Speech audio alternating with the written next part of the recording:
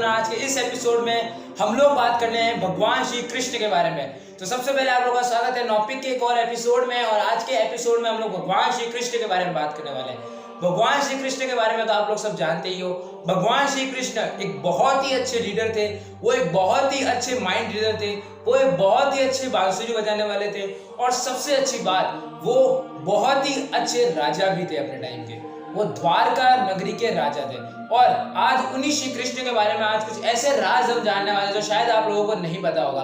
तो चलिए शुरू करते हैं ये वीडियो, देखते रहिए नॉपिक। So let's get started.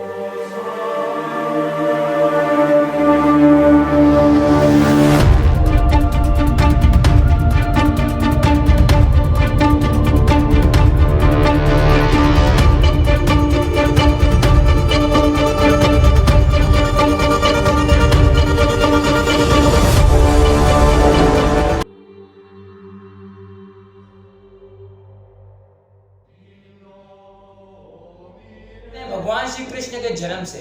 भगवान श्री कृष्ण का जन्म भाद्रपद कृष्ण अष्टमी को रात को आधी रात को रोहिणी नक्षत्र में मथुरा के एक कारागृह यानी जेल के अंदर हुआ। भगवान श्री कृष्ण देवकी की 8वीं संतान थे। पहले जब भगवान श्री कृष्ण का जन्म नहीं हुआ था तब एक भविष्यवाणी हुई थी कि कंस का जो वध होगा, कंस जो कि देवकी के भाई थे, उनका जो वध होगा वो भगवान श्री कृष्ण के हाथों होगा। कंस एक बहुत ही अधर्मी राजा थे और इनका वध करने के लिए भगवान श्री कृष्ण पृथ्वी पर अवतरित हुए थे। करते हैं भगवान श्री कृष्ण के रिलेटेड पहले फैक्ट के बारे में।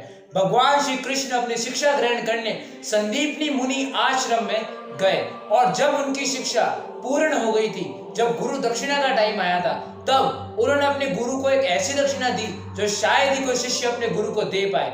उन्होंने उनके जो पुत्र जिनकी मृत्यु हो गई थी पानी में डूबने से, उनको वापस यमपुरी जाकर पृथ्वी लोक में अपने गुरु को लाकर सौंपा, जो कि एक बहुत ही बड़ी दक्षिणा थी जो शायद ही कोई भविष्य में अपने गुरु को दे पाएगा।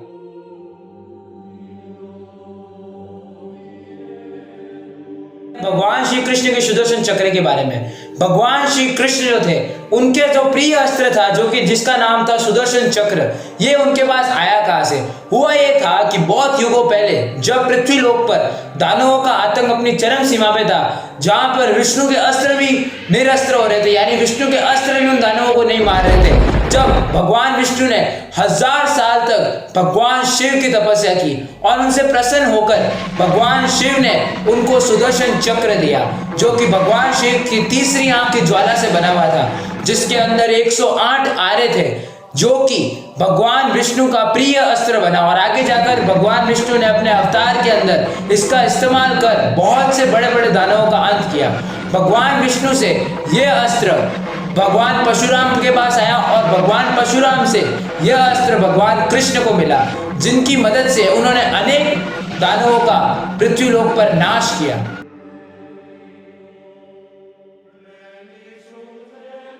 भगवान श्री कृष्ण की पत्नियों के बारे में। भगवान श्री कृष्ण की 16,108 मुख्य पत्नियां थी, जिसके अंदर से 16,100 एक राक्षस द्वारा किडनैप की गई, लेकिन श्री कृष्ण ने उसको मार के उनको आजाद किया, लेकिन समाज द्वारा उनको स्वीकार ना करने पर उन्होंने उसको अपनी पत्नी स्वीकार किया। और 8 जो थी वो उनकी पट रानियां थी, जिसके अंदर रुक्मणी, सत्यभामा और भी 8 रानियां आती थी। ठीक है, तो ये तो बात हुई श्री कृष्ण की पत्नियों के बारे में। अब हम बात करते हैं श्री कृष्ण के नाम के बारे में। श्री कृष्ण के 108 नाम थे, जिसके अंदर गोपाल, द्वारकाधीश, नरकांतक और रणछोड़ भी शामिल है।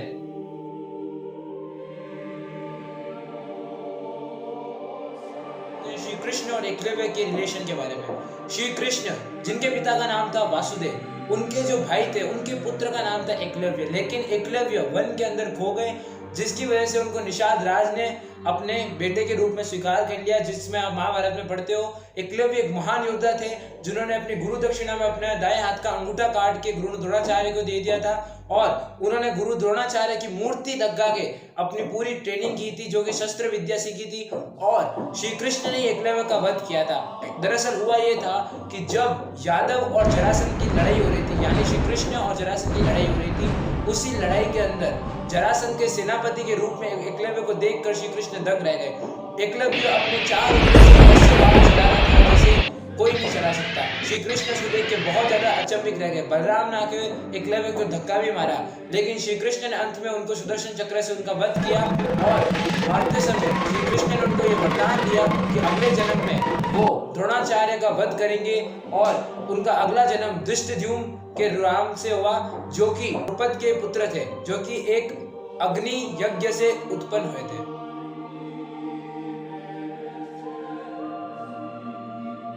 श्री कृष्ण और राधा रानी के बारे में महाभारत जैसे बड़े बड़े प्रचलित ग्रंथों के अंदर राधा रानी का कहीं भी जिक्र ही नहीं मिलता, क्योंकि काफी ज्यादा अजीब सी बात है, क्योंकि श्री कृष्ण और राधा रानी का अलौकिक प्रेम हर जगह प्रचलित है।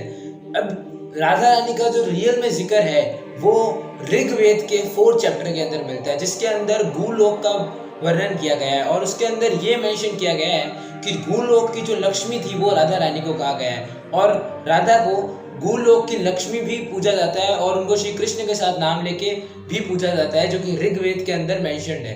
तो ये बात तो क्लियर हो गई कि महाभारत ग्रंथों में भले ही राधा रानी का जिक्र नहीं हो, लेकिन ऋग्वेद जैसे बड़े बड़े ग्रंथों में राधा रानी का जिक्र आज भी मिलता है।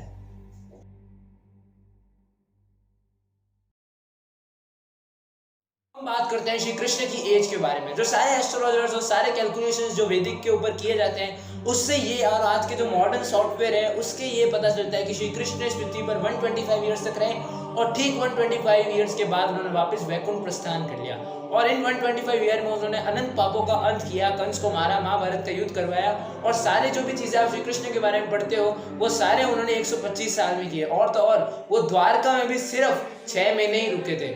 और एक सबसे बड़ी बात यह है कि श्री कृष्ण के वैकुंठ प्रस्थान करने के पीछे 2 भयंकर श्राप थे। पहला श्राप था जो गांधारी ने दिया था, आप महाभारत के युद्ध में जानते हो। ठीक जैसे श्री कृष्ण ने महाभारत का युद्ध करवा के कौरव वंश जिसके अंदर 100 पुत्र थे गांधारी के, उनका नाश करवाया, उनका दुख देख के श्री गांधारी ने श्री कृष्ण को ये श्राप दिया कि ठीक उसी तरह जैसे उन्होंने महाभारत का युद्ध करवा के उनके पूरे वंशज का अंत किया है, उसी प्रकार श्री कृष्ण के वंश का यानी जो यदुवंश का अंत होगा वो भी ठीक इसी प्रकार होगा। उनमें भी सारे भाई एक दूसरे को मार के बढ़ जाएंगे और ऐसा ही होगा। ठीक 36 साल बाद श्री कृष्ण का यदुवंश खत्म हो गया और श्री कृष्ण का भी वैकुंठ जाने का टाइम आ गया। और जब वो कोई जंगल में घूम रहे थे उसी समय एक शिकारी का पैरों पर तीर लगा और श्री कृष्ण ने अपना शरीर त्याग किया। इसके पीछे एक बहुत बड़ा श्राप ये भी है कि एक बार द्वारका में जब श्री कृष्ण रहते थे तो ऋषि दूर्वासा आए और उन्होंने श्री कृष्ण से खीर खाने की चेतना की और जैसे श्री दूर्वासा ऋषि ने उनको कहा, श्री कृष्ण उनके लिए खीर लेके आए और आधी खीर जब श्री दूर्वासा ने खा ली थी, ऋषि दूर्वासा ने खा ली थी आधी खीर, उसी बाद श्री कृष्ण को उन्होंने अपनी बॉडी पे लगाने को कहा और दूर्वासा ऋषि ने श्री कृष्ण को यह वरदान दिया कि जहां जहां ये खीर श्री कृष्ण की बॉडी पे लगेगी वहां पर उनकी बॉडी एकदम स्ट्रांग हो जाएगी और वहां पर कोई भी अस्त्र शस्त्र उस बॉडी के आर पार नहीं जा पाएगा। और श्री कृष्ण ने वो सारी खीर अपनी बॉडी पे लगाई, लेकिन खाली पैर ही एक ऐसी जगह थी जो कि बच चुकी थी और इसी कारण श्री कृष्ण की मृत्यु भी पैरों पे तीर लगने की वजह से हुई, क्योंकि और अगर कहीं तीर लगता तो श्री कृष्ण की मृत्यु हो ही नहीं सकती, क्योंकि ऋषि दूर्वासा ने बाकी सारी बॉडी को तो खीर के कारण पूरा हार्ड कर लिया था। तो ये तो थे आज के हमारे सबसे अच्छे फैक्ट्स जो श्री कृष्ण के, जो बहुत लोग नहीं जानते हैं। और अगर आप मेरे से कोई ऐसा फैक्ट मिस हो गया है तो आप नीचे कमेंट में लिख सकते हो और ये भी लिखना कि आपको कौन सा सबसे अच्छा लगा फैक्ट, और लाइक शेयर सब्सक्राइब जरूर करो दोस्तों और इस वीडियो को अधिक से अधिक शेयर करो जितना आप कर सकते हो। और टॉपिक को देखते रहने के लिए please share, like, subscribe. Till then एक ही चीज कहो, जय श्री कृष्ण।